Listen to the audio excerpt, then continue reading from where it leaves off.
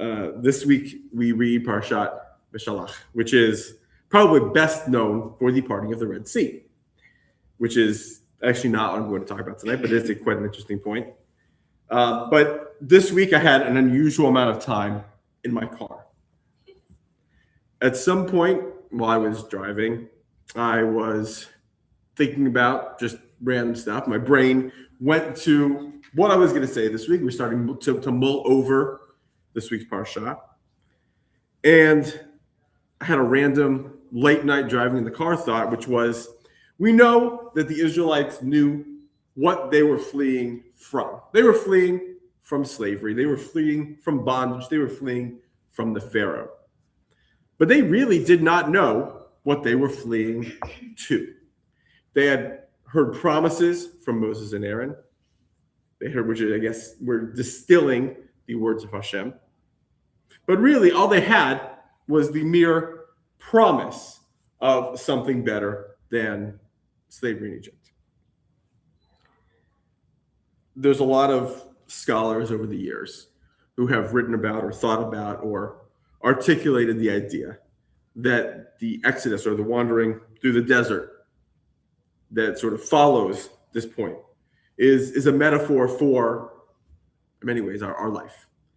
I don't want to go so far as to say that it's meaningless. I think the life has significant meaning, but it's a lot of the same thing every day. Looking around this room, I'm sure most of you know that feeling. Most of our days are basically similar. Nothing wrong with that. There are days that are important, and there are days that we will remember. But by and large, I cannot remember a random Thursday from when I was in college. You probably won't be able to when you're my age either. Now, I'm old enough that my memory is slipping a little bit, so that's a different thing. But a verse, actually, it's the first verse from this week's Parashat, struck me as I was thinking about this as a metaphor. And at the end of Exodus 13:17, so chapter 13, verse 17 says, "The people may have a change of heart when they see war, and they may want to return to Egypt." In other words, Moses had to take the Israelites the long way around from Egypt to the promised land. Because if the Israelites saw war in the land of the Philistines, which geographically is probably just about where Gaza is, they might have a change of heart and say, well, we don't know what's ahead of us. It might very well be worse than what we had before. And so this leads me to the big question. Does Hashem trust the Israelites? He chose the Israelites. He says the Israelites are worth it. But there's a whole bunch of instances, not just this week, but going forward, where Hashem kills thousands of people for disobeying him, or continues to test and continues to test. And it strikes me that is an unusual thing. This idea that, as we see this week, the Israelites might in fact go back to Egypt rather than following Hashem, just if they see war. And so I want to offer the idea that when we are embarking on something, we should not be afraid, well, not just of war, we should be afraid of war, not to be afraid of whatever hardship we fear is coming. Hashem's not saying that the Israelites are afraid of war. He says they might be afraid of war. They might want to turn back. They don't know.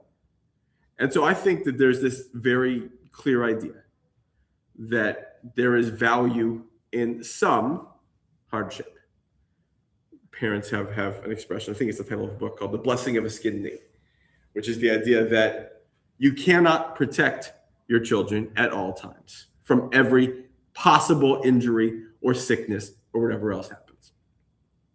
You have to trust that if they touch a hot stove, hopefully they don't get burned too badly, but they'll learn, hey, let's not touch a hot stove anymore. That's not great. That if they are going too fast on their bike and they fall, that's a lesson. I do think that there's this idea of good danger. And we experience this in our lives at pretty much every moment. The idea that, hey, we sometimes have to jump into the unknown. And this unknown might not be something that we are comfortable with. It might not be something that we even like. But if we don't jump into the unknown, if we don't face the prospect of something that might make us want to turn around, then we're always going to be stuck in the same place. And the lesson with which I want to leave you this evening before we continue in Mariv and continue with the Amida is this idea of good danger. You should push yourselves outside the comfort zone. You should risk a skinned knee or a slightly burned hand. You should risk the idea that, hey, you might even fail. And that's okay. That you're going to continue, you're going to continue, you're going to continue. And eventually you will succeed. It might not be at that, but you'll succeed at something else. And thank you. Shabbat Shalom.